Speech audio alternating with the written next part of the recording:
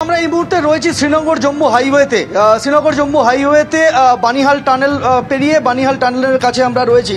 তুমি দেখতে পাবে যে ছবিটা আমি এখান থেকে তোমায় দেখাতে চাইবো, গোটা ন্যাশনাল হাইওয়ে, সেই ন্যাশনাল হাইওয়ের ধারে সমস্ত ট্রাক, পণ্যবাহী ট্রাক, সেগুলো দাঁড় করিয়ে দেওয়া হয়েছে।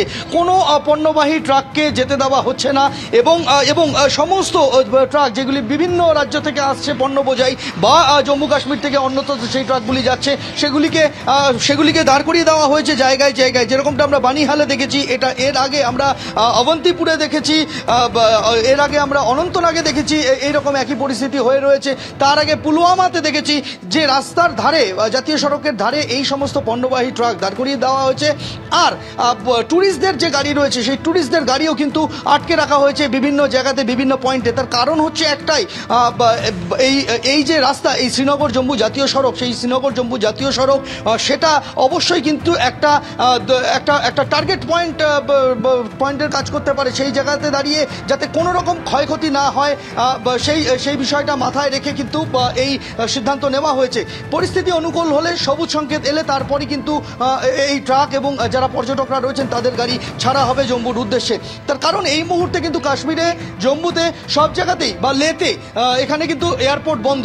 ফলে যে সমস্ত মানুষজন এখনো পর্যন্ত রয়ে গেছেন, ভিন রাজ্যের থেকে আসা মানুষজন যারা ঘুরতে এসেছিলেন অনেকে, সেই সমস্ত মানুষজন, তাদের ফেরার পথ কিন্তু বন্ধ হয়ে গেছে।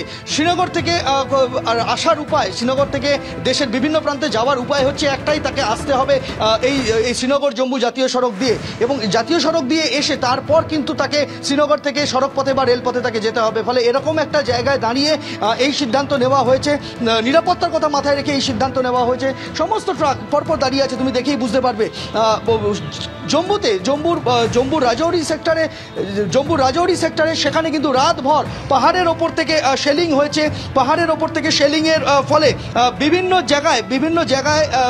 বিভিন্ন জায়গায় সেই শেলিংয়ের প্রভাব পড়েছে এবং তার পাল্টা জবাব সারা রাত ধরে ভারতীয় সেনাবাহিনী তারা দিয়ে গিয়েছে।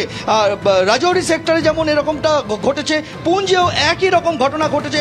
হেভি শেলিং সারা রাত ধরে কিন্তু চলেছে।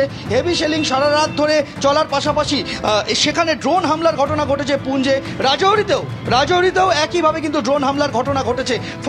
ফলে শুধুমাত্র কাশ্মীরের যে লাইন অফ কন্ট্রোল পয়েন্টগুলো রয়েছে, নিয়ন্ত্রণ রেখার, সেখানেই এই মুহূর্তে উত্তপ্ত পরিস্থিতি এখনও বজায় রয়েছে এমনটা নয়। তার পাশাপাশি উত্তপ্ত পরিস্থিতি এখনও পর্যন্ত বজায় রয়েছে জম্মুর বিভিন্ন সেক্টরে। সাম্বাতেও একই ঘটনা ঘটেছে, অনুপ্রবেশের চেষ্টা হয়েছে, বিএসএফ বানচাল করেছে।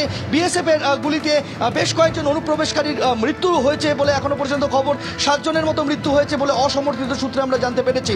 অন্যদিকে সাম্বার পাশাপাশি আরএসপুরা, তার পাশে আকনৌর, তার পাশে রাজৌরি, তার থেকে আরেকটু দূরে পুঞ্চ, প্রত্যেকটা যে ভারত পাক নিয়ন্ত্রণ রেখার যে পয়েন্টগুলো রয়েছে, প্রত্যেকটা পয়েন্টে কাল রাতে পাকিস্তানের তরফে হামলা চালানো হয়।